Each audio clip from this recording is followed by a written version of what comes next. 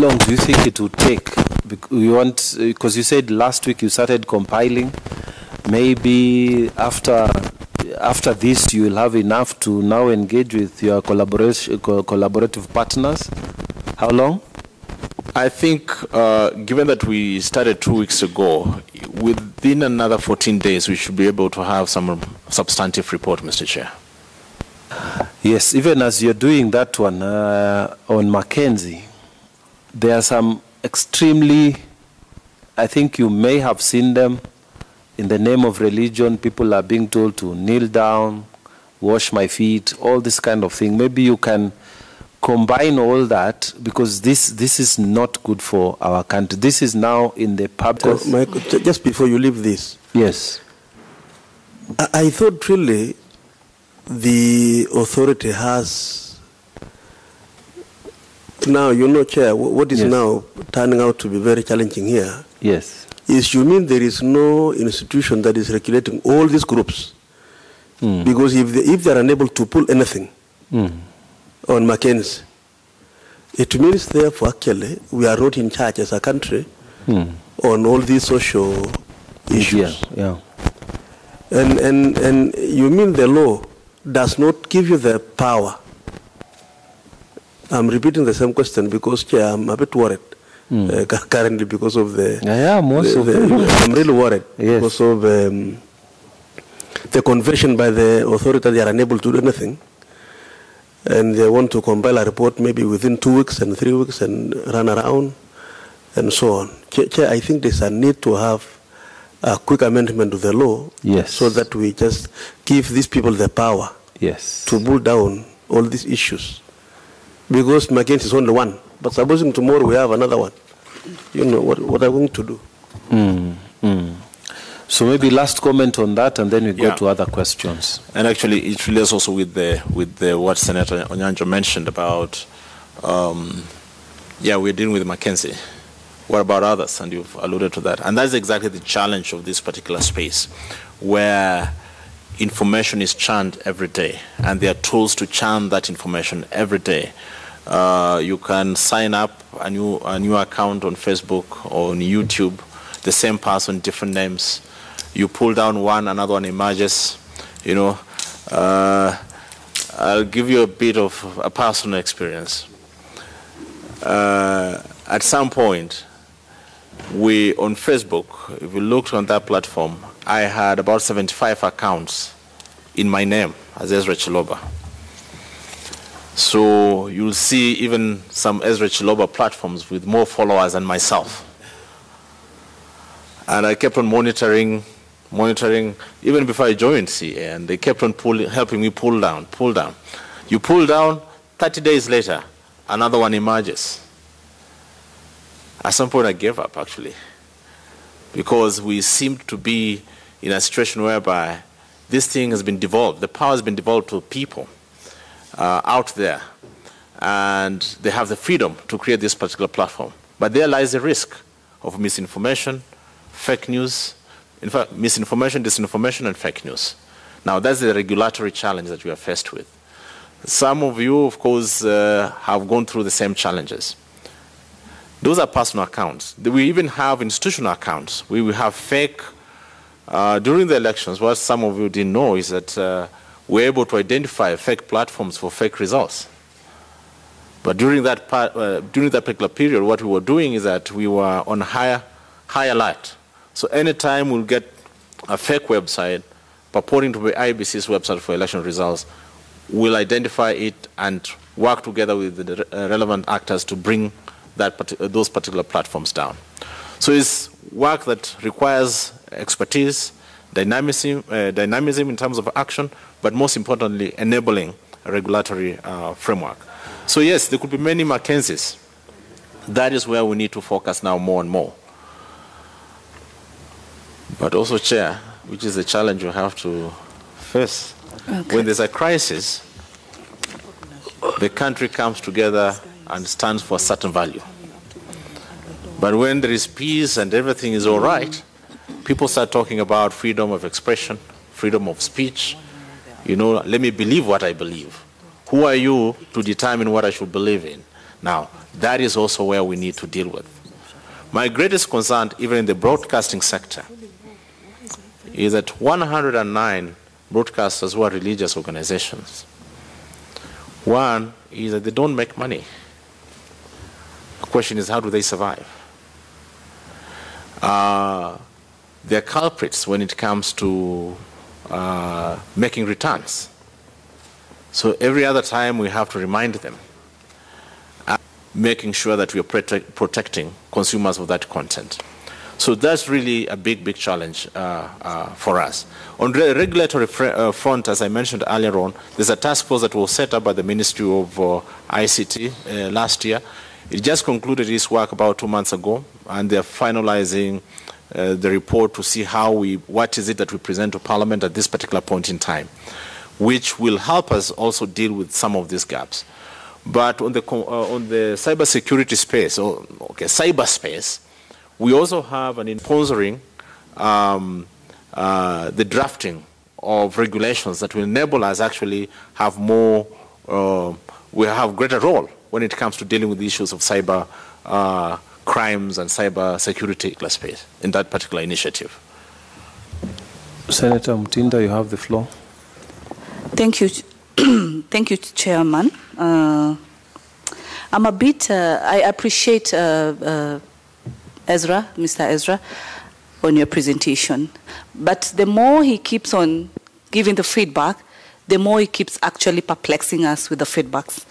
This is because he just stated that when we are concerned about your question that you had put, he says that 2 weeks ago, he authorized that they compile a report so that they can be able to send to Facebook, which holds its servers, not in this country, but out there, and the other social media platforms. Then I ask, Mackenzie issue has been an issue from the month of March, but we are in the month of June. Then he says 2 weeks ago.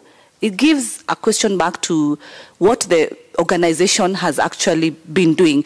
Unlike through the police sector, through the office of the CS Kindiki, whereby they came in full blast. They have been there, they've set everything. But the Communications Authority seems to, not to have really taken it with the muscle that it deserves. That's just a point to note. The pointers that you're giving us are futuristic solutions. That is okay. But now where we are at this point, we are trying to narrow it down to Mackenzie issue as a person, in what you have at the what you will do for this country, being the holder of your space in terms of what has also instigated the things that have come out. Now, to my question, which I've just stated that so that you try to respond in the reality of the happenings right now, unlike the future of what will be done. That one we will do, and we will do together as a nation. But let's now be factual down here. You stated in your report that you had raised concerns because this matter is, it's very weighty. So I wanted to know in your report with the mobile operators, did you ask the lines or the SIM cards that Mackenzie is holder of, and also any other that he holds in proxy? I would want to know if you are able to query that yourself from your office. At the same time, you indicate in number 20 in your submission that the good news Times TV was licensed in 2015, 14th of September. Then in about 2020, of course, there were transactions between him and Ezekiel. But now, in between 2015 and 2020, were you not able to monitor what was being aired by this called Times TV? Because as you state earlier, you are not able to either categorize religious TV stations, either commercial or community. And that's why you ask the question, then how do they make their money? That aside. But at this point, when you license a station, where is the monitoring capacity? Are you also telling this committee that you're not in a position to monitor this particular station? It's a concern. Further to that, my third question, Chair. Are you confirming? And one thing I want to appreciate you is because when I started debating on this issue, I said he's not supposed to be called Pastor Paul Mackenzie, but just a Paul Mackenzie. And I like it because you've not stated that. But still, about Pastor Ezekiel Odero, I don't know why you still Pastor Ezekiel, and in your letters, Annex 2 and 3 that you've submitted, you've addressed him as Ezekiel Odero. Just a polite concern. Now, to the point is, are you confirming to this committee that Ezekiel Odero has still been the owner of the 2 TV stations?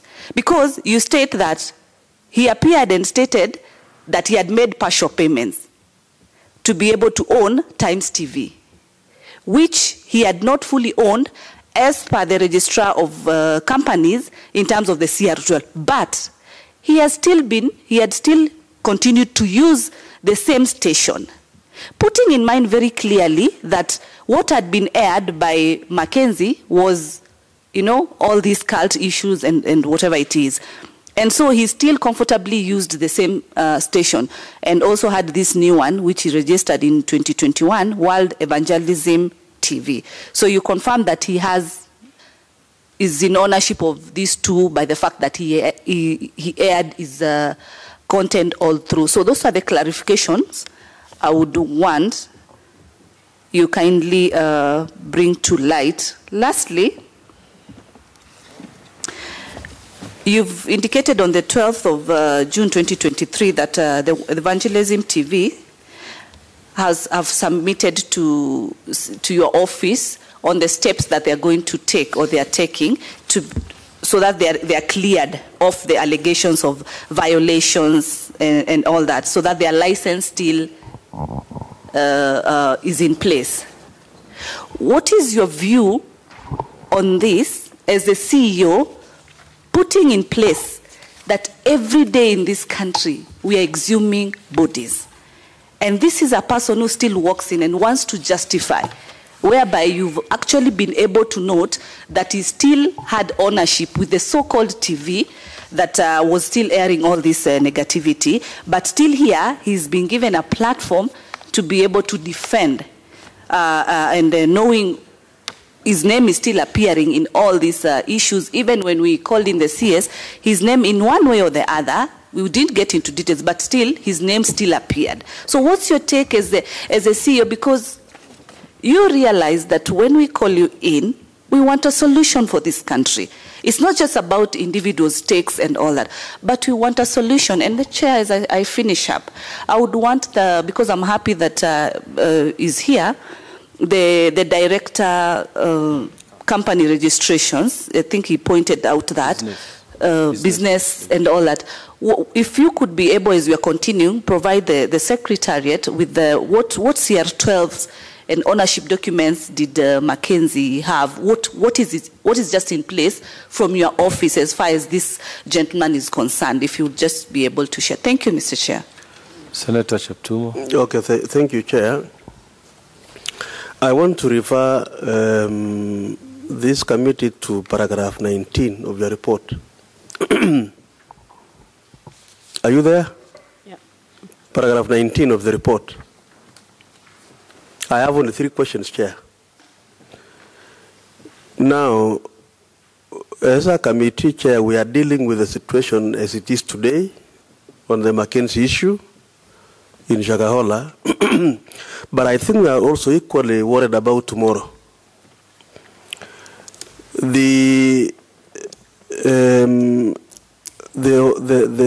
authority has stated in paragraph 19 that the monitoring of broadcast content is limited by the geographical reach and capacity of CA to log in or to log. And they say currently CA is able to log a total of 140 channels and 124 FM stations in only 4 stations in this country: Nairobi, Mombasa, Nakuru, and Nyeri. The entire Nyanza, no. The entire Rift Valley, no. The entire Western, no. Coast, nothing. No, Mombasa is coast. This is a worrying trend, Chair. And they are also saying they are looking forward to an additional 30 towns next year, 2024. Now, why I'm asking this question is because it worries me that if this commission is unable to actually do monitoring of broadcast contents, then this country is going to face more challenges for Mackenzie's situation.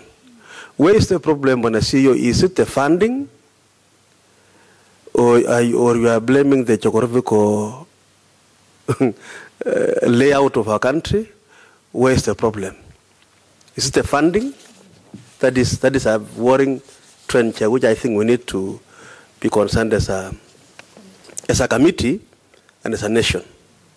So that now it means even if you have to have another Mackenzie elsewhere in those regions, they will actually do what they want to do and you can't access them. Point number 2, Chair, is what my sister Mutinda addressed, but I want to do it differently. If you look at paragraph 23,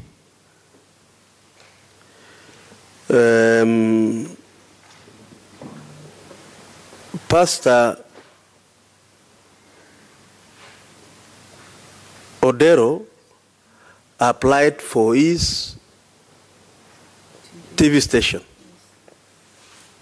and was actually granted in 2021. But then the commission says he continued to use the Mackenzie's TV. The question which I want to just change kidogo is, did he explain to you why he still insisted in using Mackenzie's TV? That is my question number 3. And the last one, Chair, I want to refer the committee to Annex number 1 of the report. Out of all the religious centers, in number 26, we have the Eros Communication Limited, Champion TV, religious, off air.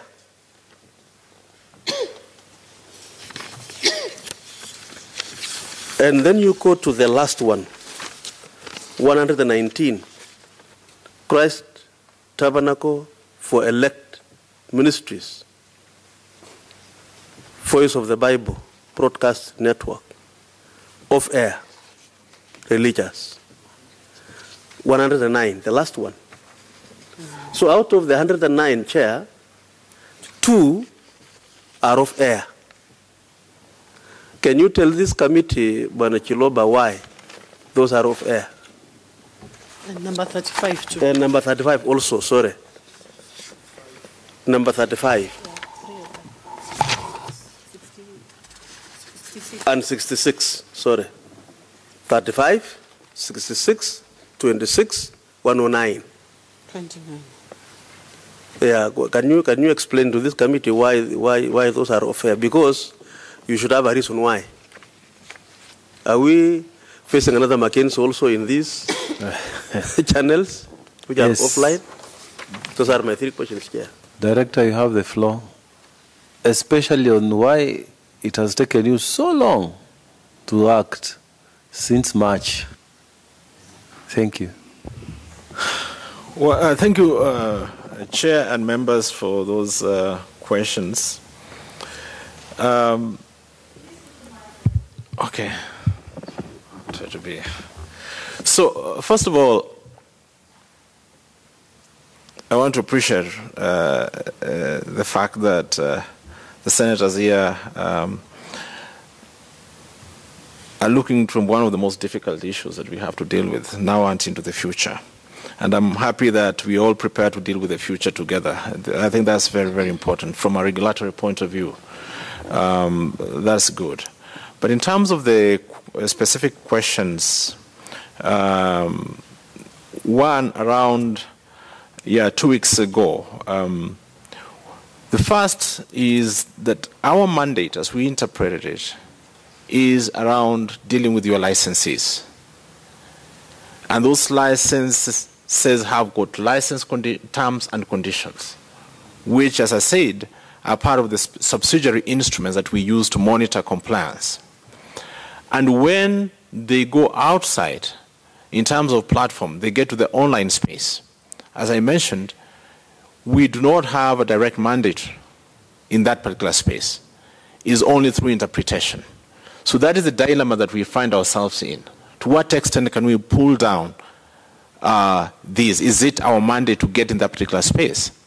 However, given the developments and what we're observing, and especially when we kept on iterating the content that we had online, we had in our system, it became apparent that this was going to be a big issue, the online content, the online presence of Pastor Mackenzie's teachings.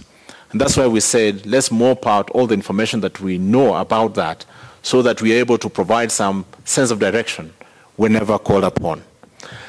Now, CA does not have a direct mandate when it comes to enforcement of some of these violations, especially the ones criminal in nature. We have to work with other departments of government. We have to work with Interior, the police, NIS, so that together we're able to deal with this.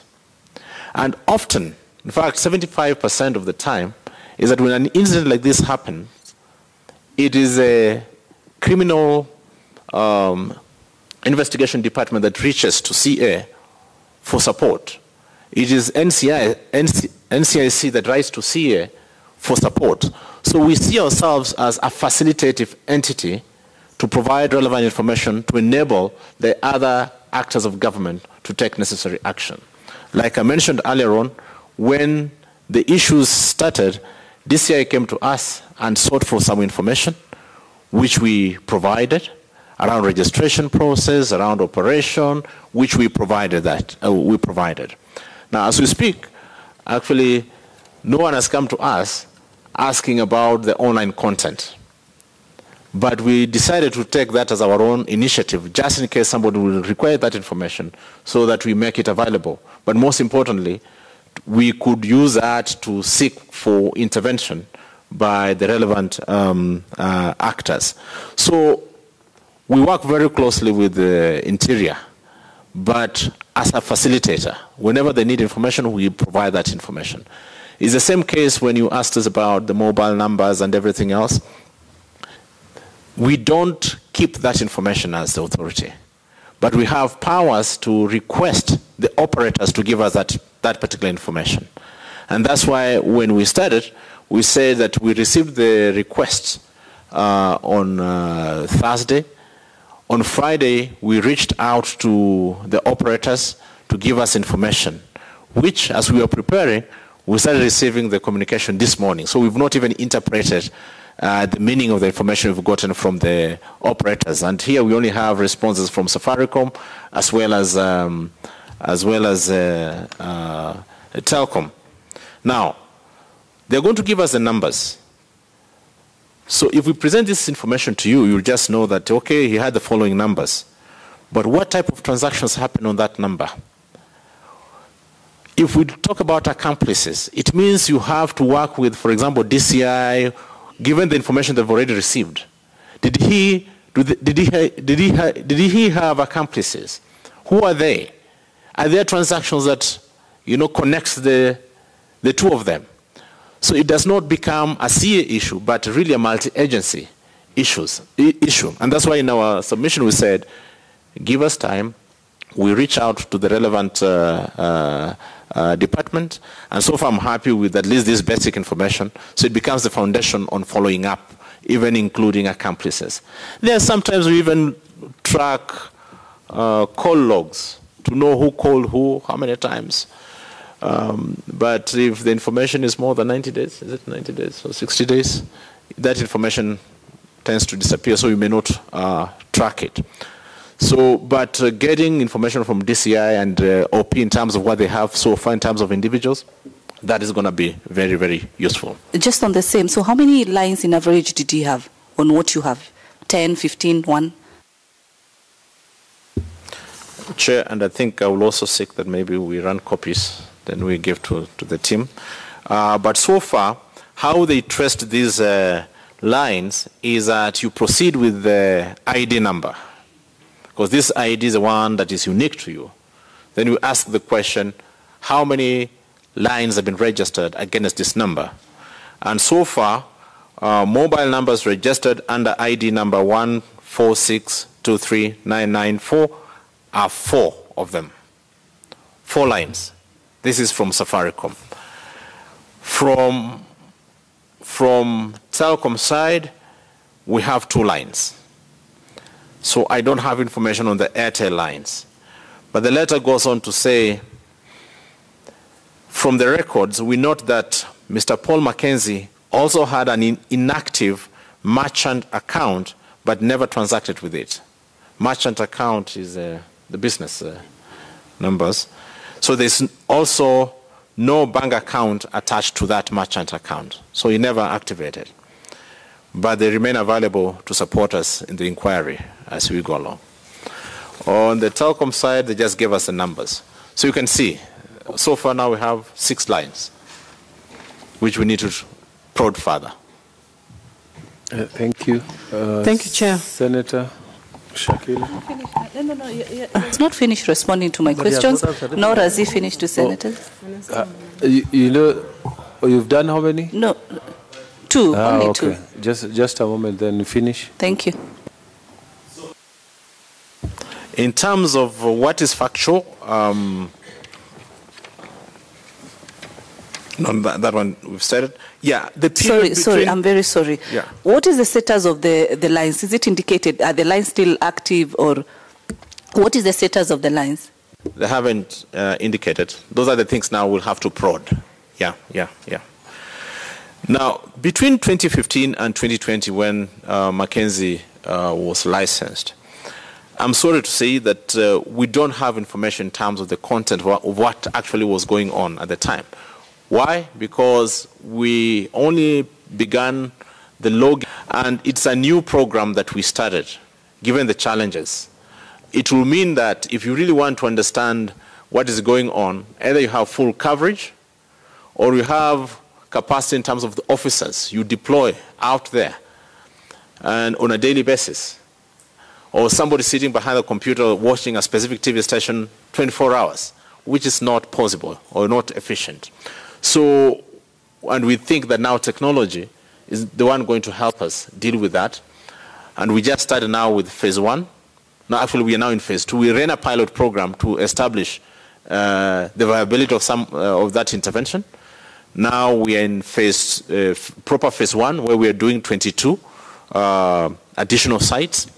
And these 22 additional sites, by the way, when we mention those towns, it doesn't mean that it is those specific, just within that specific area. But how it is that we have regional offices in those major towns where we have these facilities. So it could stretch beyond Mombasa, get to some places in Voi.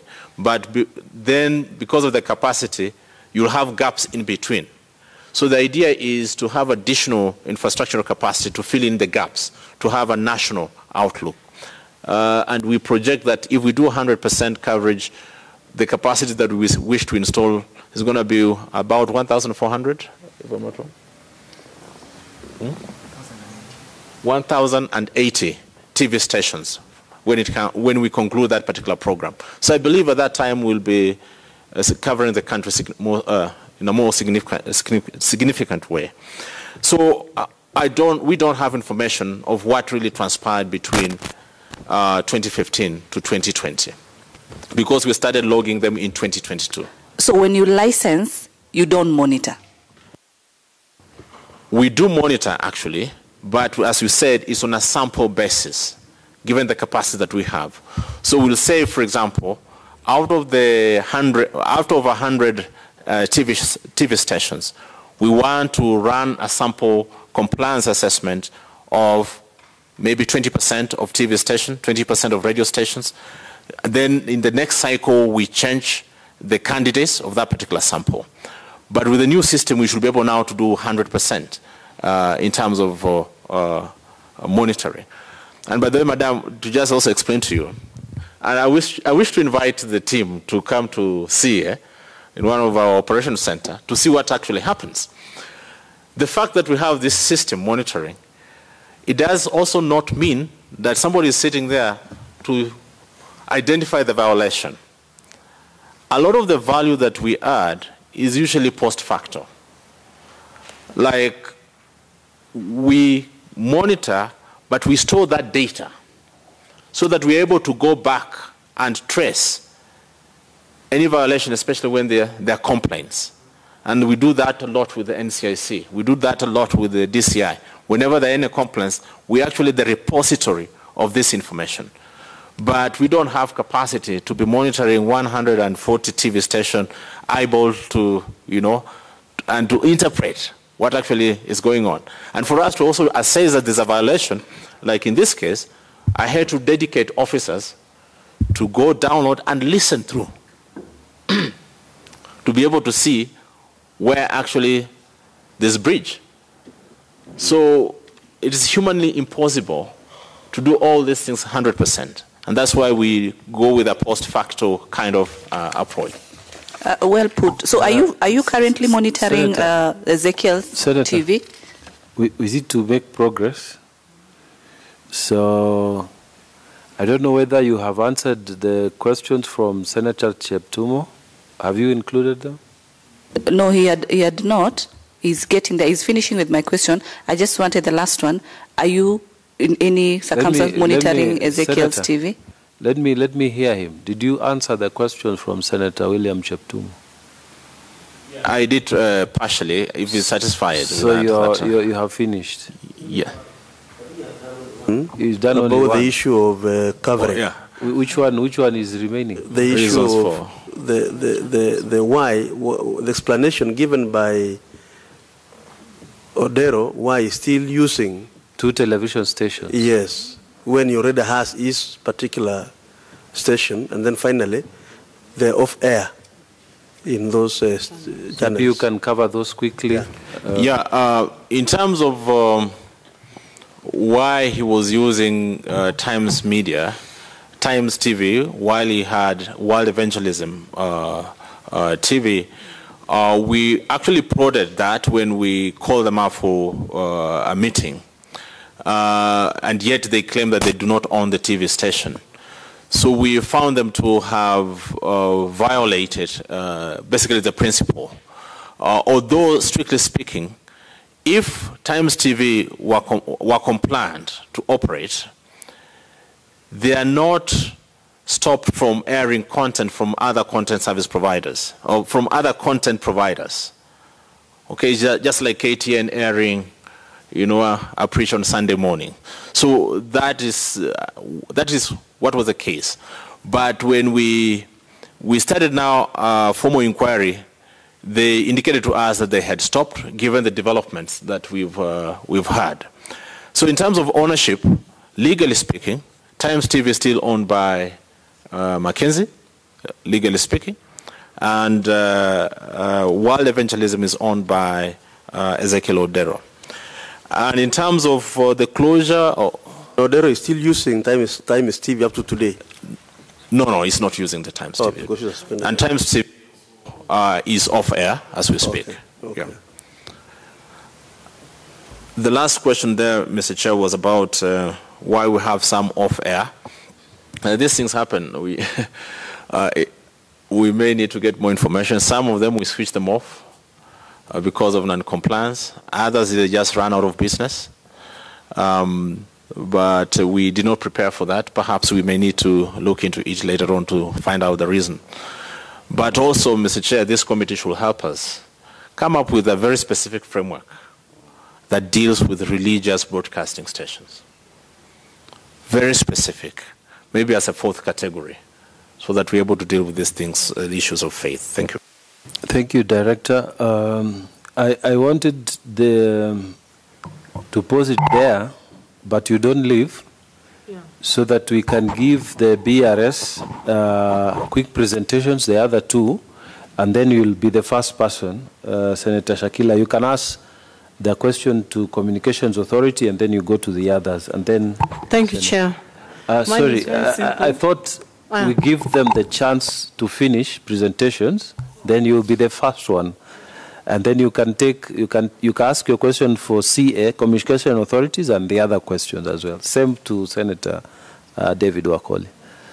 So can I allow the BRS to make a quick presentation? Thank you, Chair, honorable members. I'll be very brief. The questions that were posed to the Business Registration Service are three. We were supposed to provide information about any business entity that is registered under the name of Paul Mackenzie, the names and directors of Chakama Ranch, and thirdly, any company to which Paul Mackenzie is a director. Very quickly, I will go to Chakama Ranching Company Limited, which is in liquidation. The company was incorporated on 11th of February 1976 under the registration number C.14257, and it is in the business of farming, dealing in animals, animal produce, livestock breeding, and other kinds of agricultural activities. As per the company's record on the 18th of April 2015, which was the last time it made an annual return, the director shareholders are as follows. There's Daniel Kitsayo Baya, who is a Kenyan. There's Alfred Mukare Mwathethe, who is also a Kenyan. There's Rachel Furaha, who is also a Kenyan. We also have Amina Harith, who is a Kenyan. We have James Mulewa, and we have Dixon Ngoa. In 2016, the High Court, sitting in Nairobi, made a winding up order against the company, and the official receiver was constituted as its liquidator. By virtue of the liquidation order, all the assets of the company are vested in the official receiver.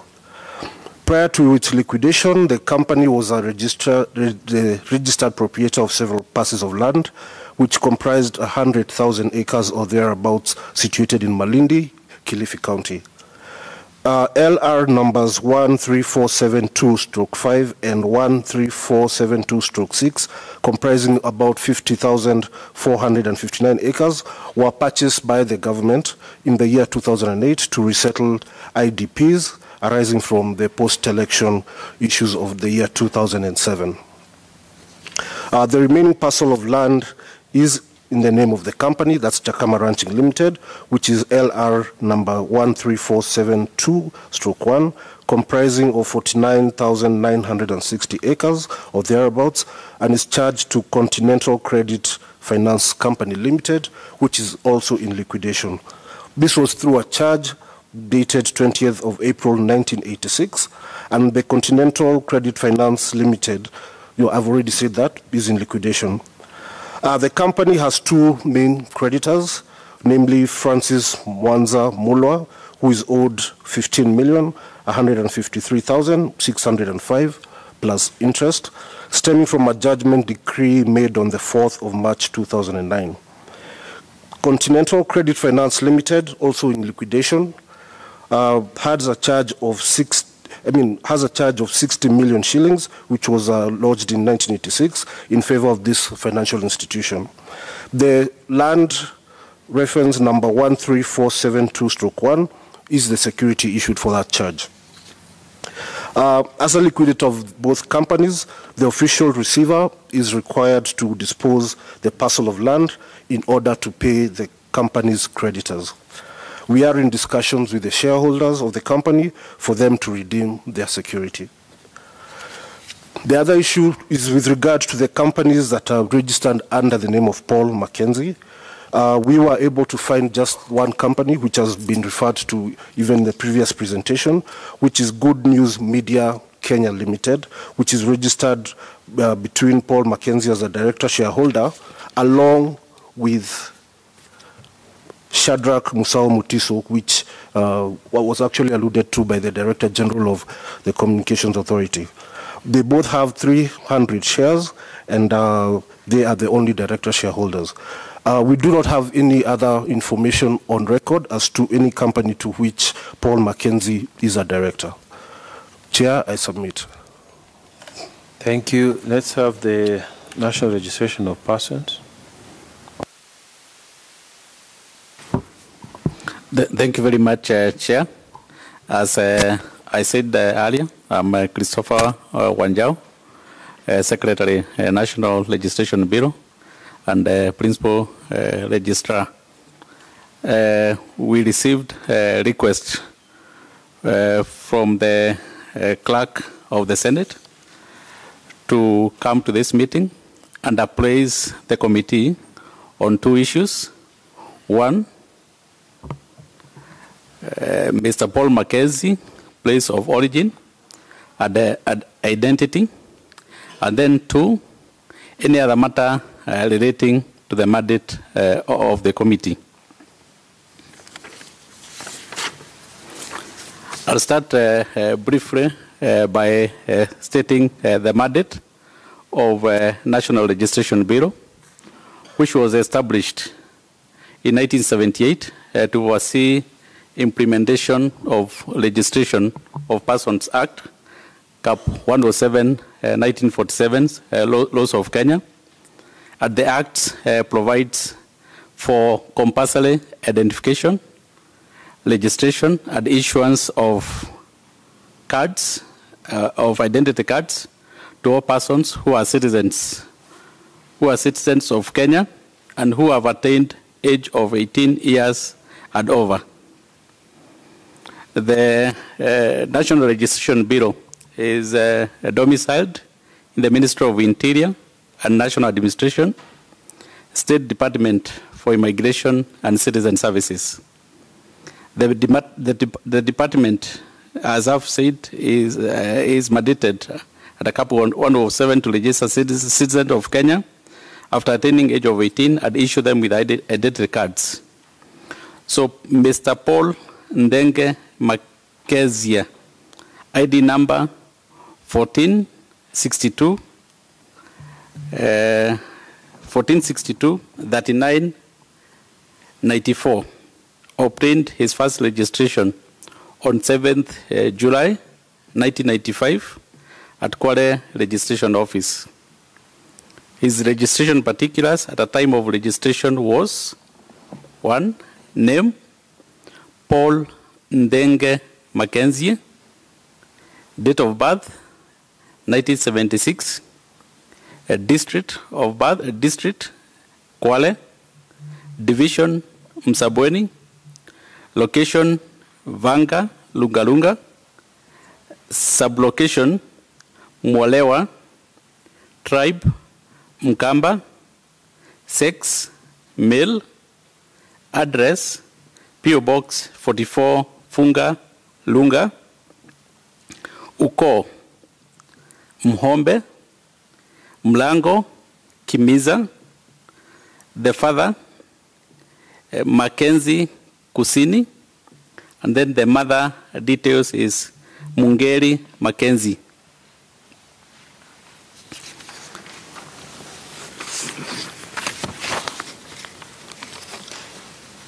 In the year 1996, when the government introduced second generation ID cards, Mackenzie was issued with second generation ID card, where he also changed his date of birth from 1976 to 1973.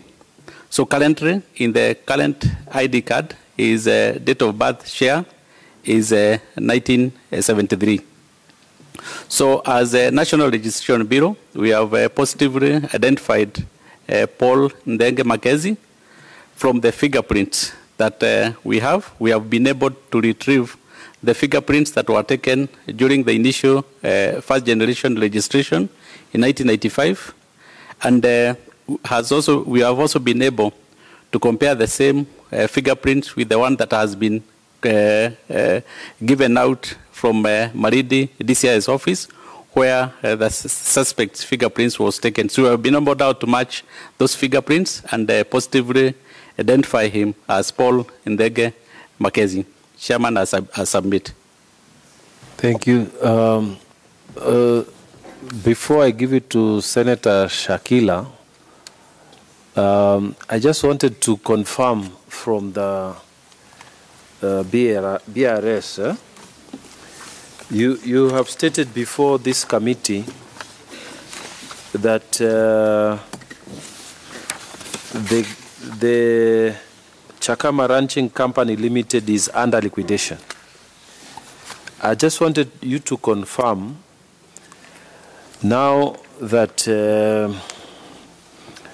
you stated that by virtue of the liquidation order, all the assets of the company vested on the official receiver. Are you saying that the entire Shakahola, all its assets, the land and everything now belongs to the government?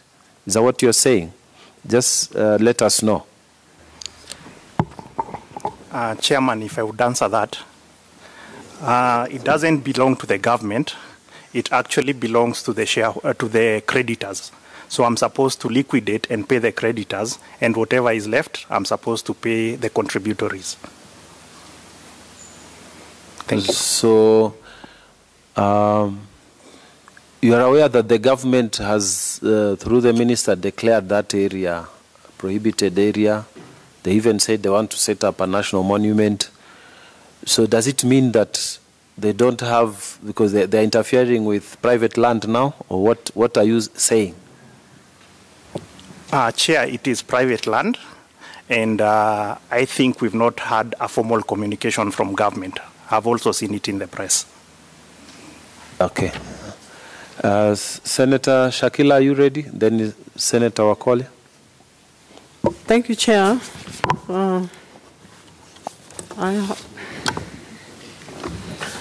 I had some questions, one or two, to Communication Authority.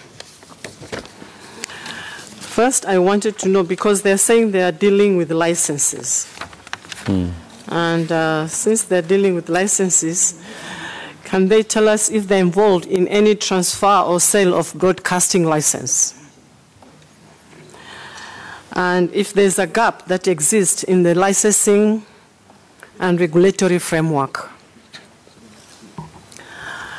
Chair, in that case, I don't know if they are saying that since they're basically dealing with the license, I don't know who is dealing with the monitoring, which they say somehow they deal also with monitoring, because I can see here in 26, chapter 26, they're saying that they gave the notice.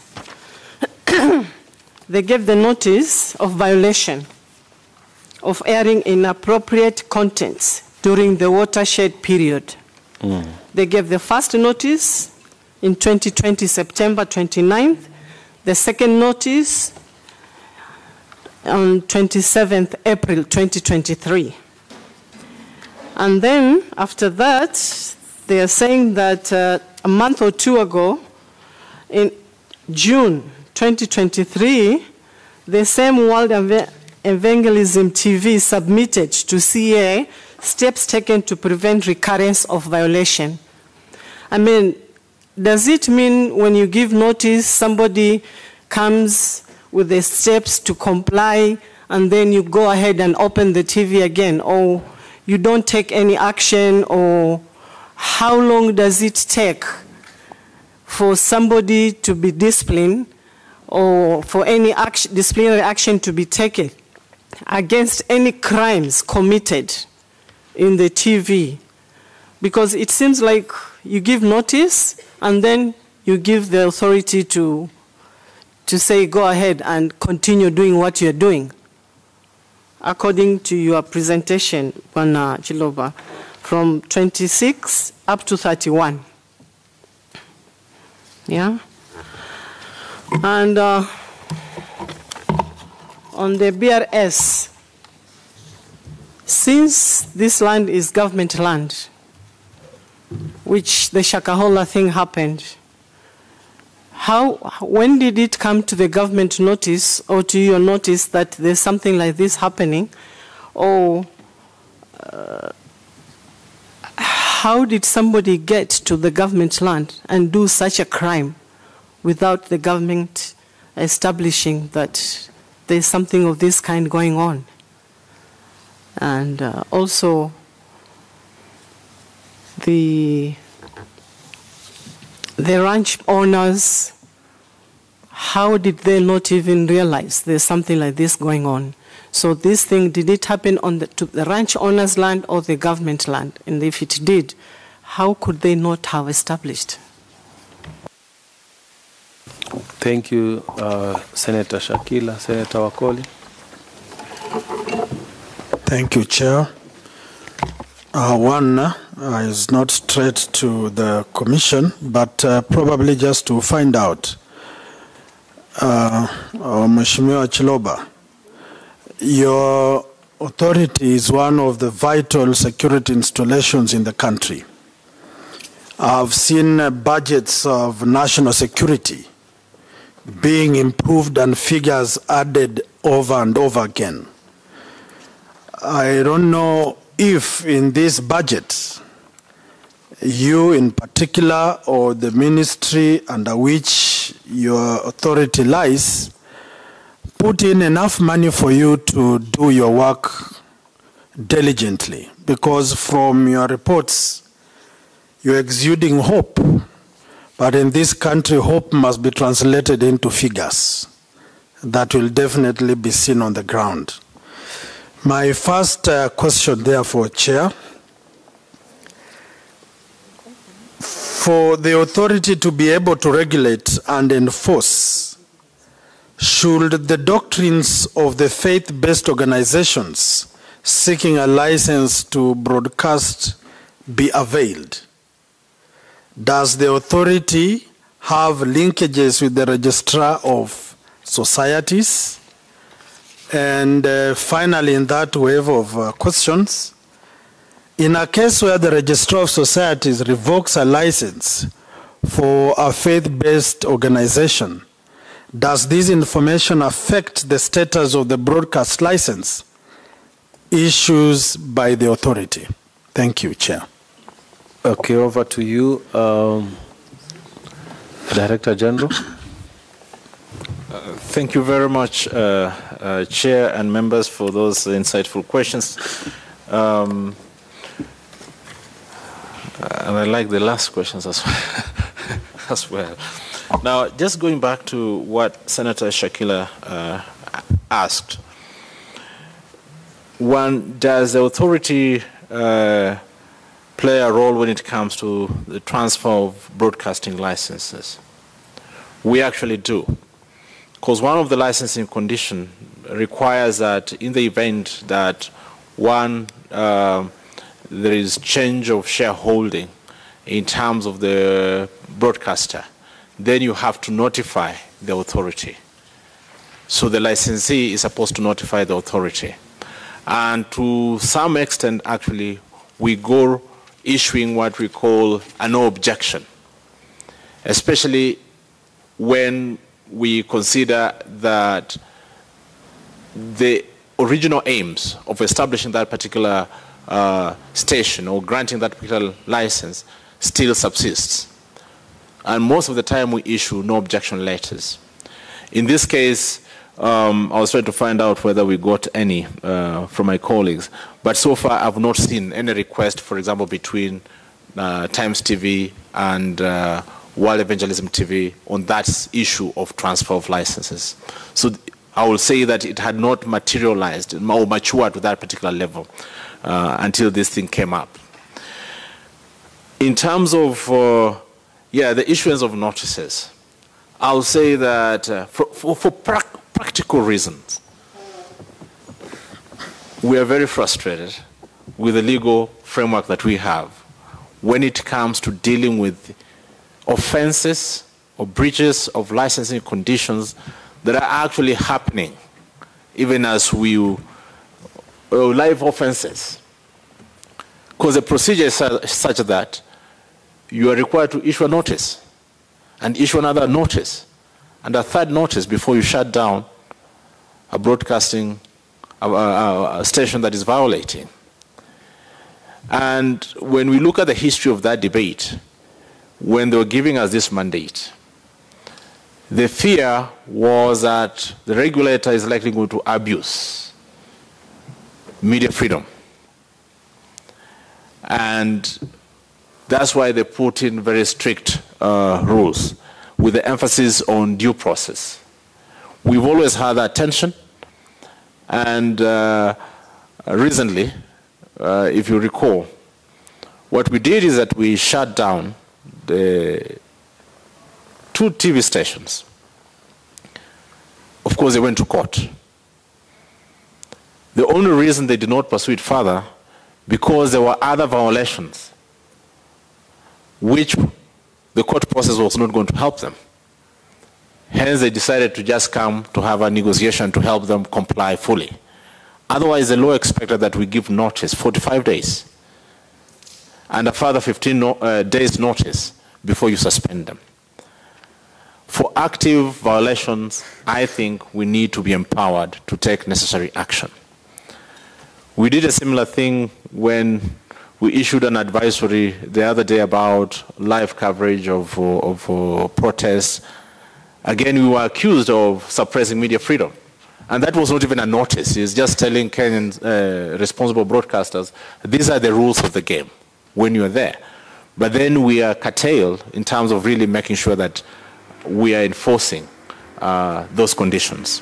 So there's a challenge there, and we hope that perhaps it will be much better when we have the new regulatory regime. On the other question, Mr. Chair,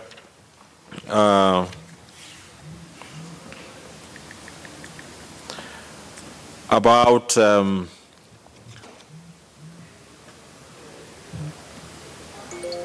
yes, okay, thank you.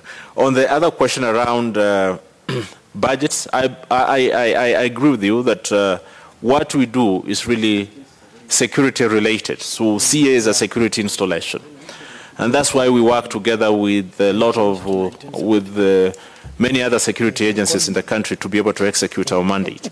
Where we position ourselves, we see ourselves more as facilitators of those entities. In terms of budgetary allocation, so we don't use exchequer. And in any event, we really give government surpluses as A in A. But the issue is really approval of projects that are relevant for us to execute our mandate. It takes much longer. The process is elongated. It can take like 6 months. Or sometimes that approval does not come. It will take 1.5 years to deal with in good time. But we also collaborate very well with a lot more security agencies in that space. The linkage with the registration of society, registrar of society, yes. If the society or the religious organization is deregistered, we are under obligation to revoke the license. They cannot, because they're utilizing that license as an ongoing concern, an entity that is legally in place. Once they lose that legal status, they also lose the license. It's the same thing with the if it's a business. Once you lose your business status, you also lose the license. So that works. And when we do our vetting exercise, actually, we first of all ask you to present to us a business plan. You identify yourself, what you want to do, and then during the vetting exercise, we test that against what is legally mandated, and that's why we have to work with the business registration. They have to present to us the CR12. If there are any questions about even the name of that organization, we probe further to just see if they deserve to be licensed. So there's that collaboration that happens. Thank you. Thank you, sir. Thank you. I just wanted to ask the National Registration Bureau, isn't it an obvious offense, or isn't it an obvious, how should I put it, misinformation or misrepresentation of fact when someone says his date of birth, his DOB is 1973, his DOB is the other one was 76. You have his fingerprints, you release a new ID, you are seeing there's a problem, and you don't follow him up. Isn't it an offense? I just wanted a confirmation, and if it is, what action have you taken? Have you brought it to the attention of the ODPP? And why should I, for example, give different? Doesn't that say something about that person? And if they are misleading a whole institution, as important institution as the one you are heading, don't you think they should be punished for that? Thank you. And maybe, Chair, just to support your question, yes. If you look at the reason given on the last paper of this presentation, the reason is some people took advantage of the mass registration exercise to alter their details. Whose story is this? Is this a story that is given by Mackenzie himself, or this what you think it was the reason? Whose point is this? Yes, please explain to us. Okay, thank you very much, Chair, for that question. Just to explain the issue of change of particulars for the IDs. Under Section 11 of Legislation of Persons Act allows the principal registrar to alter details, but of course with the necessary support documents. Sometimes during registration, we may register a Kenyan citizen, issue them with ID cards, and later they come up with other support documents like birth certificates, which has been authenticated to confirm maybe their details are different. That is the details for the change of the date of birth. So based on that, under the Act, it is allowed to alter the details. Of course, what happened during the transition from the first generation ID cards from during 1996, there are those Kenyans who were issued with registration documents, and probably their details were not correct during the issuance of the manual first generation ID cards, so they took advantage of that process to correct their details. Chair, sure. Yes. My question, you have not answered my question, Mr. Nani. Whose explanation is this? Is it Mackenzie's or your department's? Just before you answer that, Senator Tabitha, were you on that one also? Were you on the same one? Yes, on him, but a bit detailed. Yes, just... Yeah, just on it, Chair. The report that he has given, I think I got your name correctly. You said Christopher, correct. Mr. Christopher, on what you've submitted to this committee, one, Mr. Chair, it's actually very shallow. Extremely shallow to the extent that we needed to have copies of the two IDs, the 1976 and 1973 copy, because you see that is your submission. Two, as you clearly indicate, like any Kenyan over 18, when you're applying for an ID, the key document is a birth certificate. Where is the copies of the birth certificate that justifies this? Because this seems to be now your own information.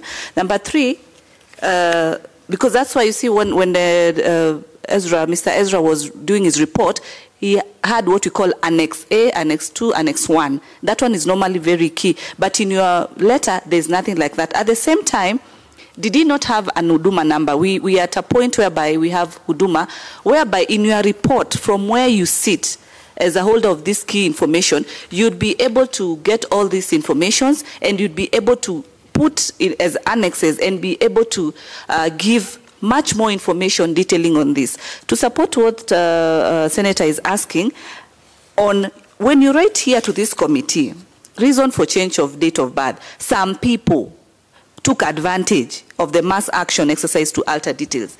Like, seriously, who are these people? Because then it is not Mackenzie, is not the one giving himself an ID. What action has been taken to your officers in your office when you realize that they have changed this? What action have you taken? Remember, what I want you to note is that we are dealing with different cells of Mackenzie as we speak. And we've been able to note that there are so many in this country. For us to be able to avoid this, we really need to have substantiating information that is very key. Put in mind again, as you're going to get more details into the Safaricom lines and contacts later, we would also want your office to help this committee to be able to, because like the ID number you gave for Paul, then hence Safaricom was able to give 4 numbers, right? So like with any ID from where you sit, you should be able to get details of the other people, because one of the requirements was when you get to Shakahola, he takes all your documents, he burns them, right? But through interlinking the numbers that they were calling and all that, the common ones and all that, you'll be able to know this number is for Tabitha Mutinda. So Tabitha's Mutinda, this is the ID. Then you are able to get more details of the other Kenyans that we don't know where they are today out of that relation. What I'm simply trying to communicate is that your information is extremely shallow for such a guy, for such a murderer in this country, for you just to be able to say some people. So, Mr. Chair, for seriousness, this office, interior and all that of people, if these are the people who are holding our information today, they should be able to attach annexes. For that, we are able to see. This is just like typed, that is it, and then you've just been able to present. Look at how your 2 colleagues have been able to present the information, and they have it much more. They are able to try and give. And wherever they are not able, they are saying, kindly give us more time. So this committee, when it sits here, it needs details of this man, Bwana. It needs more. And what worries us as Kenyans is the cells that this man has put in place. That is what you should be able to take this information with a lot of so much seriousness and give us everything that you can be able to. Do not worry, because you are giving all that you can be able to give. And lastly, that question you need to answer, who are these people? Because then they are creating more Mackenzies in this country. That's my question, Chair. Okay. Chair. Then I'll give you just now.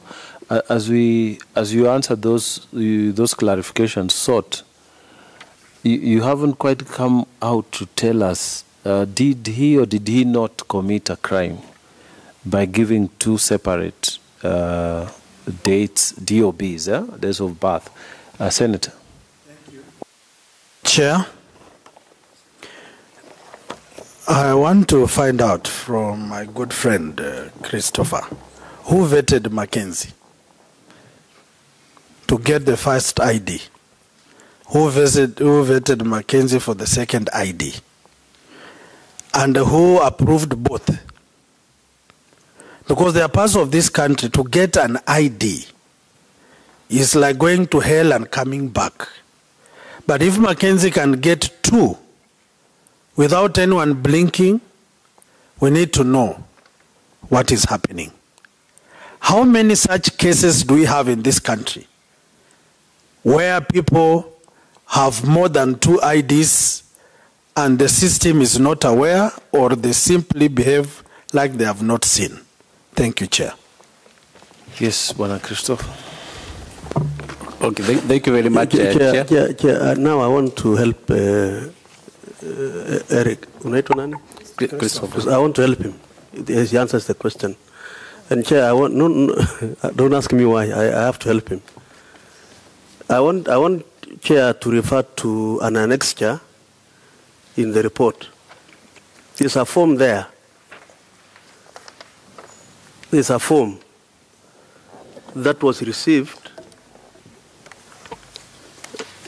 Do you see that form, which was filled by?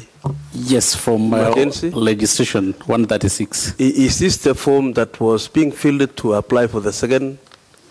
This is the form that was filled during the initial registration in 1995. So when you look back at that page, where he signed, yes, he signed it on 5th of July 1995. That's when the initial application for the ID was done. Which was given for 1973? Which was 1976. That's 76. Yeah, 1976. So I just want you to use that to help answer your question. That is the help I wanted to give you. Okay. Okay, thank you very much, Chair, and honorable members for your questions. Just to start with the last comments from the honorable senator, we have attached two documents. The first one is the document that have just been referred. It is Form 136A. This is the form or the application forms which the applicants fills when applying for an ID card, and this was done in 1985.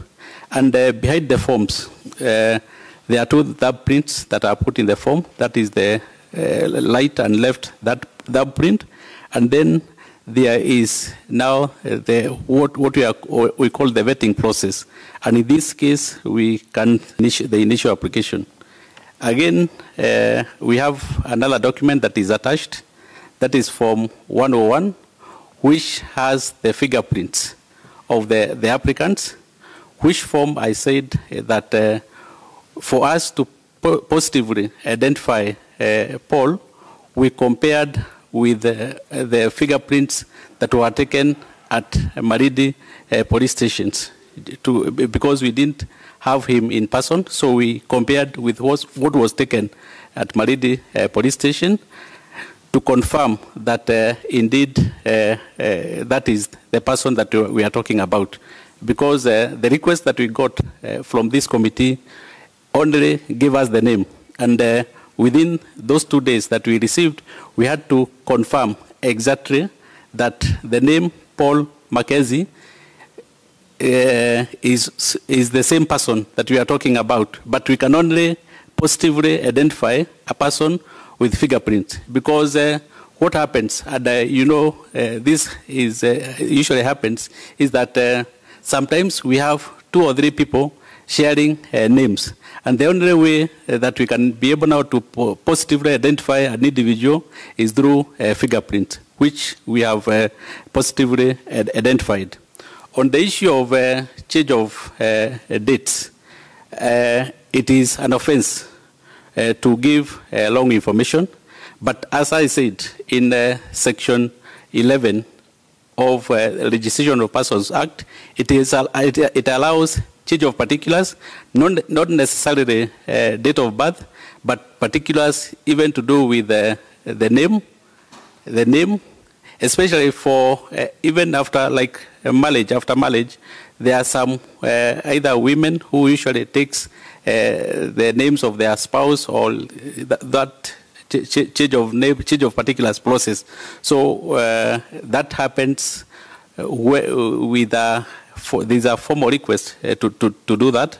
But going again to the explanation that was there, during the transition, because there was a transition from the first generation ID cards in 1996. Initially, we had the initial first generation ID cards, which was issued up to 1995, of which Mackenzie had that ID card, and all Kenyans who were 18 years and above before 1996 had the first generation ID cards, and then applied now for the second generation ID cards.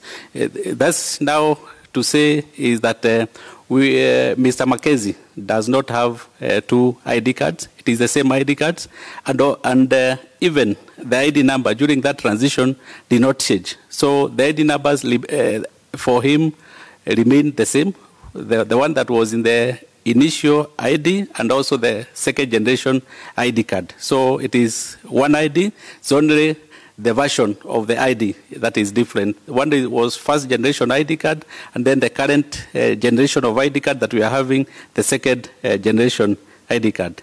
So finally, then whose information is this? You have not answered that question, Mr. Nani. Who gave the information that it is because of some people? Yes, he's not answering that question. That's a very good question. Yes. And Chair, if I request, I may request to be allowed to give more information about that, specifically on the issue of that particular, or change of particular for that ID that was done in during the transition in 1996. I can through you, Chair. Yes. Just like the way he filled the form in 1995, there must be also a form for him when he was requesting for the second ID. Yes. Can we have that form? That is well noted, Chair. We'll look for that form and submit. I was actually helping you, but I was fixing you in a way because I wanted you to give this to confirm the first registration, and I thought you would actually tell us why the other one was not here now for the new ID. So you see why I was taking you to. So please avail the form that Mackenzie filled to secure now the second ID, which will actually answer your question if the reasons are given in that particular form.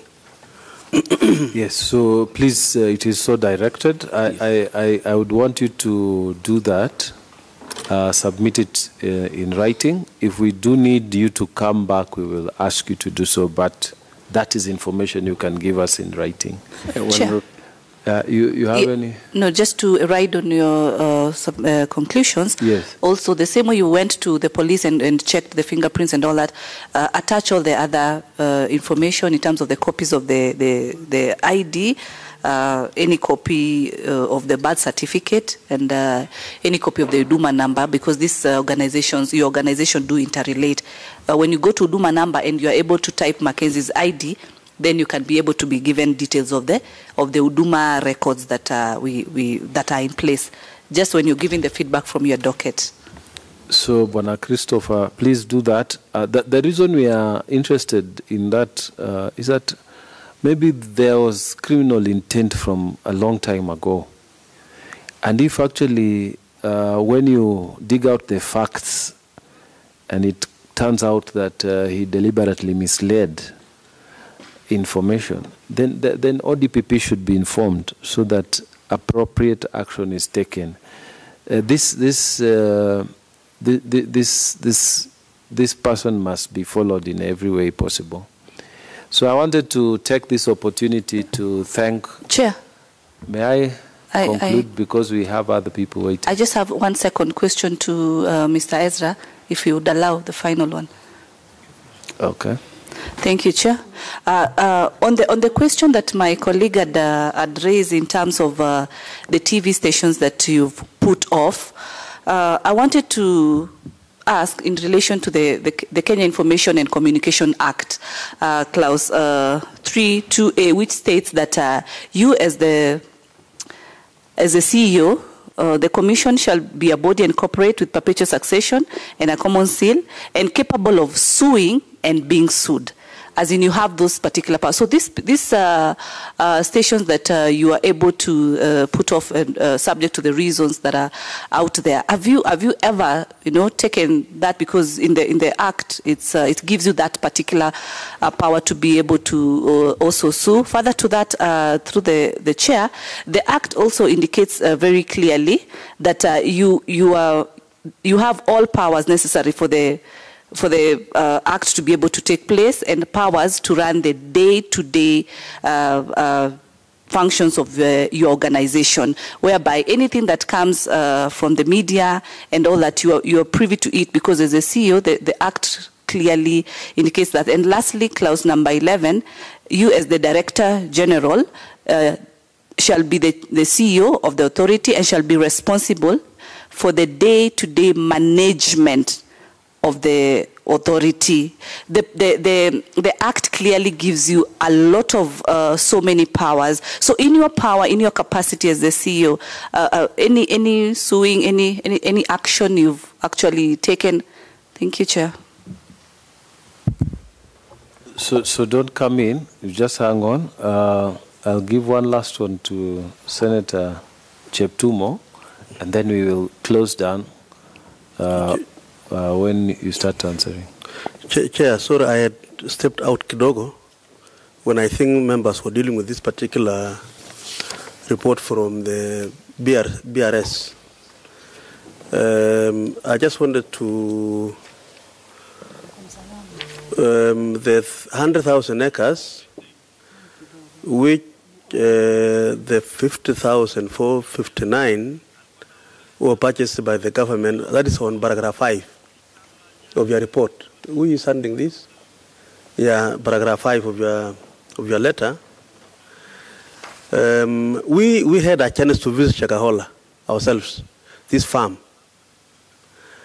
And I did not see settlement, because when government bought land that time, not only in that region but across the country, those allocated were able, they were buying the pieces of land to settle people, and actually, practically, people settle in those farms.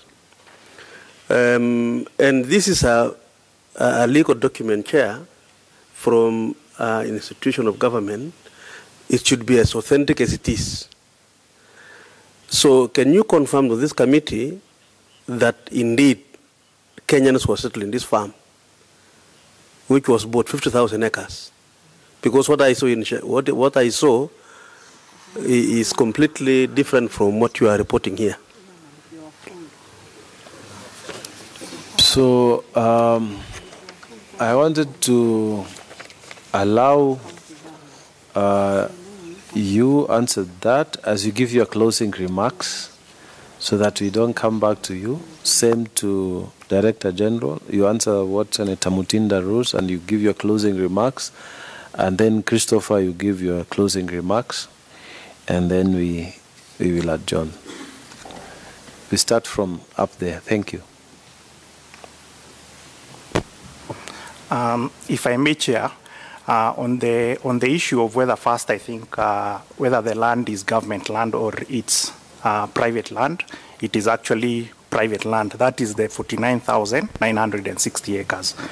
On the issue whether there was resettlement of the 50,000, that I have to confirm and get back to you. But from my documentation and the information I have, it was hived off from the title I hold. So it is in whose name now, as we speak? It was done by the Ministry of Lands. Okay. The parcel of 49,960 is under Chakama Ranching. I actually have no problem with that, because that is still in the private company's name. I'm concerned about the 50,000 and something.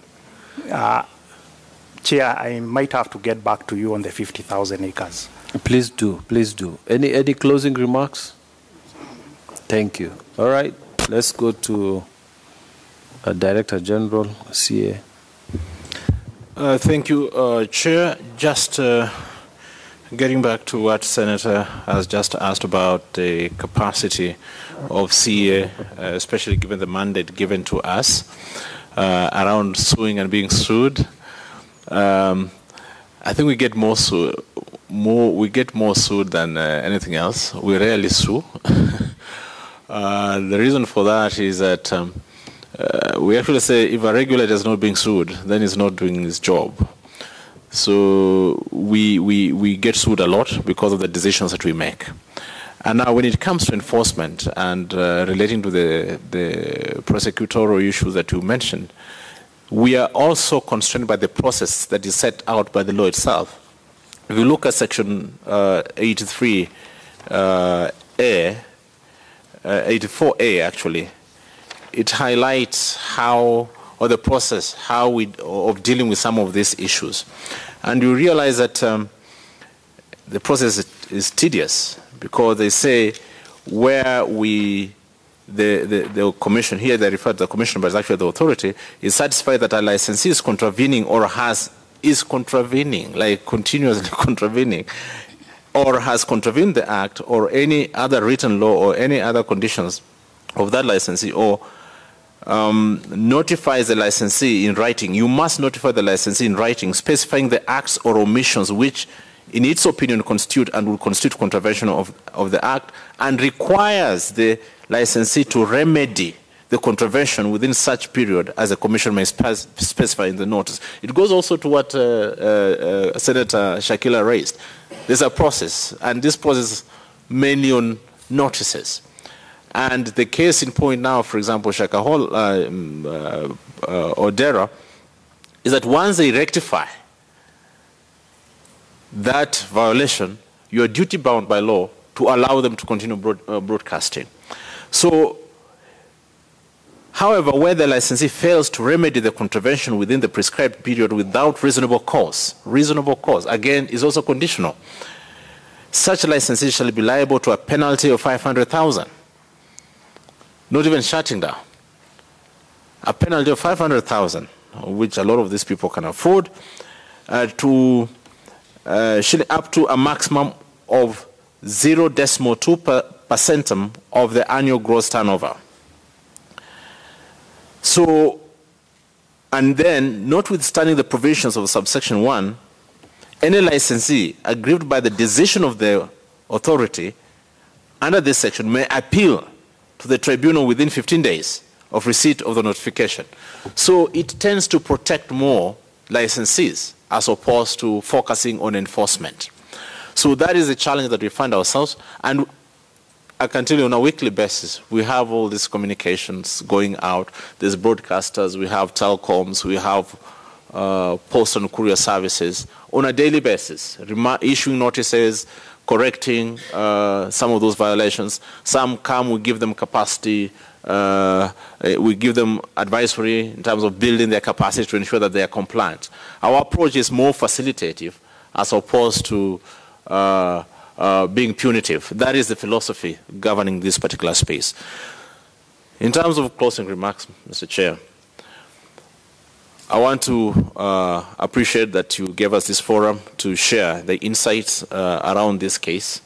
It's a sad situation that we find ourselves in as a country.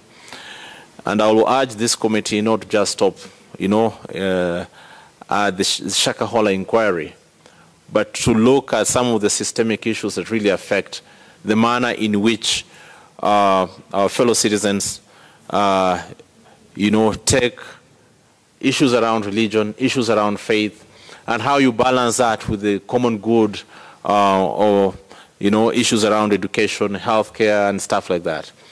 I know it's not easy, but I think we need to do more so that we have more and more citizens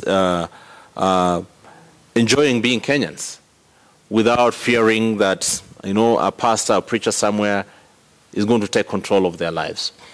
Now, we will ask you to really support us when it comes to transitioning our regulatory regime.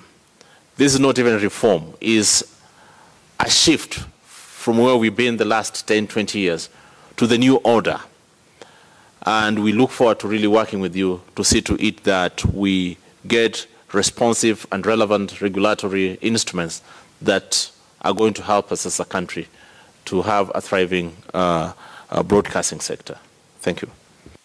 Chair, on the closing remarks by both members, I was hoping my good friend CEO would have said that he will furnish this committee with some of the areas, actually the last point he made, which requires, legal framework intervention. I think that is something you need to avail to us. Then finally, the gentleman from the RBS. Chair, we don't act in vain as a committee. I want you to direct that he forwards to us a copy of the title of the 50,000 acres that was actually bought by government. I think it is important so that this committee, we are going to make a report, and it should be very clear that indeed government secured that land, did not apply for the purpose for which it was acquired. It is important for us to, so I think it's something you need to direct. So directed. Mr. Christopher, any last comments? So thank you very much, Chair. I want to take this opportunity to thank you, Chair, and the committee for allowing us to come and shed more light and give more information about Paul Mackenzie. Of course, there are those areas that you have directed us to give more information. We shall look into that. and submit what is available, taking to cognizance, Chairman, that most of these records are also manual, so sometimes it may take long before we get the right information that is requested, but we'll work within this week to ensure that we forward that missing information. Thank you. On behalf of the committee, the people of Kenya who are very worried, we want to thank you very much for all the information you have given us. It has been very useful. We came in with one mind. Now we're coming out with two minds. I'm trying to interpret my Kipokomo language, where you say when you go for a meeting, you go with akili moja, and then you come out with akili mbili. So this committee has come out with more knowledge, and we are grateful. And for the information that you think you still have, you can send to us. We are very, very eager to have as much information as we can from you. And in case you have any other, even the one that we didn't ask, please feel free to get in touch with us. We will be grateful to receive it. Thank you very much.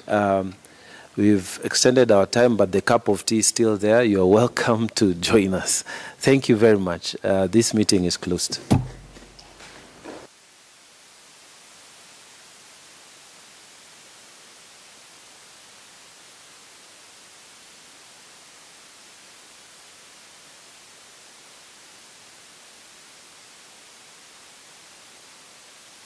Honorable members, you don't depart. We still have others.